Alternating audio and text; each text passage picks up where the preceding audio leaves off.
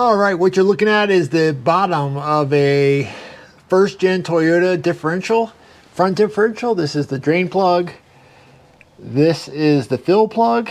If you're interested to see how we change the differential fluid in our four-wheel drive 1997 Tacoma, stick around for the video. All right, today we're gonna be changing the differential fluid in the front of our Toyota Tacoma. There are really only a couple things that you need. A number 10 hex, and this is gonna be for the fill plug. And then a number 12 hex, and that's gonna be for the drain plug. And then you're gonna need some gear oil. 75-90 weight is what it's called for. I love these flex fill bags because it doesn't matter what angle you're in. The way it works is you just fill it up until it runs out. So I recently had to put on both CV axles. I had to replace both CV axles. And when you replace those axles, gear oil does drain out. And so at this point, we are going to drain it all together and refill it. So it should be a pretty quick process. The last thing you need is a set of specific gaskets that go on those plugs, and we'll go over which one goes on which once we get the plugs out. So the first thing we're gonna do is put the drain pan under there and then drain the fluid out. So typically I will take the fill plug loose first, because if you can't get that out, you can't refill it. So it's always a good idea to take that fill plug off first to make sure that you can get fluid back in. But also, it just opens everything up so that the fluid drains out. Yes, there's a breather, that helps too. But it's a good practice to always get that fill plug out first, because the last thing you want to do is drain the gear oil out of it and not have a way to put it back in. All right, so we got our drain pan in place. Like I said, what we're gonna do first is take this fill plug and loosen it up. And it's loose. We're just gonna take it out just for good measure. And like I said, there is a sealing gasket, so we'll leave this on and then we'll make sure that we replace it with one. So I bought a kit and I'll talk about that once we get done. So now that that's off, we're gonna do the same for the bottom. Depending on who put this thing on here. Oh my God. It can be on super tight. Holy crap. So this plug is kind of unique in the sense that it's a 12 millimeter hex, which is not part of your standard hex set. So most of the hex sets that you buy have a 10, 8, and down. So to get a 12, you actually have to go to the hardware store or order it online specifically. And that's exactly what I had to do. So I did find, fortunately, Home Depot had it. So that was really nice. So we'll let that drain out. And it looks gross. So again, this has another gasket. This one has a copper gasket on it. And like I said, we'll clean everything up and kind of go through the gaskets that need to go on. Like I said, I ordered a kit and we'll talk about that.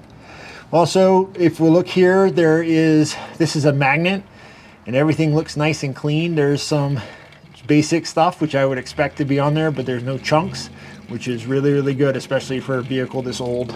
All right, so we did wipe everything off.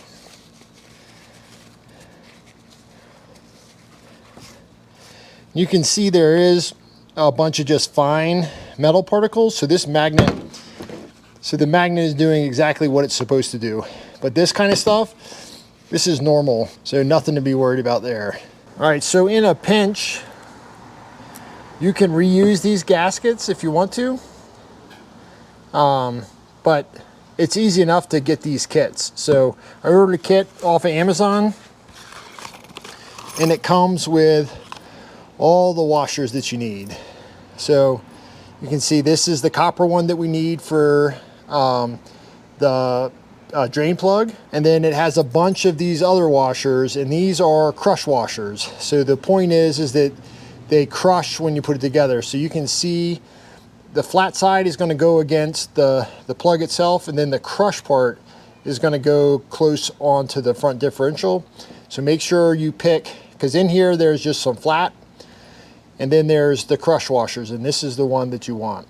So we'll just put one of these on here, and then when it's time to cap everything off, we're good. And then there's enough for a couple of these, and Toyota uses these gaskets on all of their stuff. So rear differential, front differential, transmission, transfer case, all of them have gaskets. All right, so we are done. I'm just gonna clean this off. Just sticking my finger in there just to make sure there's no extra pieces that didn't get caught by that magnet. And you can see there's a little recess right here, a little ridge. We just want to make sure that's all cleaned out, and that's what that copper washer fits up against. So this will just see the copper gaskets on there, the new one, and then we're just gonna thread it back in. All right, the spec says that this has a torque of 48 foot-pounds. You can see that the fill plug is like right in line with the frame member. That's where those flexible bags are so important, because you can put it up in here and squeeze it from down there. If you were to use one of the bottles, you'd never get it in there. So we'll get that first bag and get it in. All right, so the one thing that's bad about gear oil is it stinks. But basically we're just gonna squeeze this in and hope it doesn't drip out too much while we're doing it.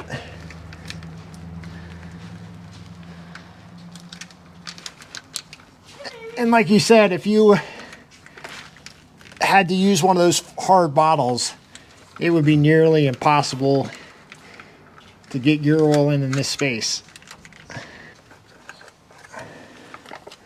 That's one. We'll get the other one. And like I said, we're just gonna fill it until it starts coming out. And again, this is the 7590 full synthetic oil.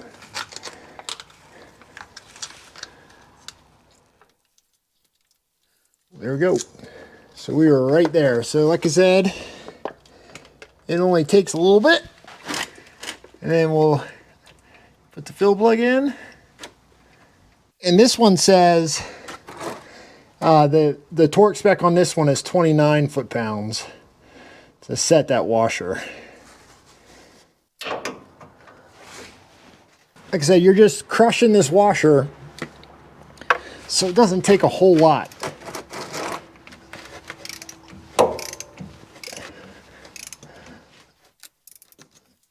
"28 foot-pounds is not a lot. All right, and that's it. So that took literally like 10 minutes to do, to drain it and refill it. So some takeaways: those squeeze bottles are great. They're a little bit more expensive than regular bottles. You can buy one squeeze bottle and then refill it with the regular bottles to save yourself some money. To me, it was just easy enough to just buy a couple of the other ones. We're going to use the same gear oil in the rest of the places, so we'll be able to use what's left. For the differential, the drain plug is a 12mm Allen key. The fill is a 10mm Allen key.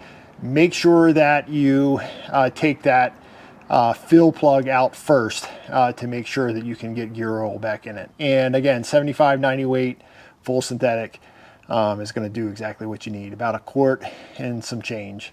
So hope you guys got something from the video. This is something super simple you can do in your garage on the floor, just like we did. So again, you'd have to take the skid plates down. If you've been watching any of the videos, you know we did a lot of front end work, so the skid plates were not in place. So typically you would have to take the skid plates down if your vehicle has them, to access those spaces. We're getting ready to, we got some steel skid plates, heavy duty ones that we're gonna put back up.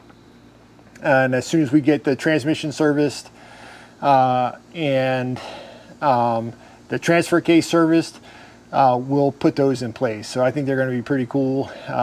We certainly I overbought them, meaning that they're skid plates that I will really never ever need, but they were a great deal, so I got them. So anyway, if you made it this far, give yourself a big thumbs up. If you like what we're doing, think about subscribing, giving us a like, and sharing it with any of your friends that have a first gen Toyota Tacoma that is 4-wheel drive. So this is Dan from Fisher Jeep Adventures, and we will see you on the next video.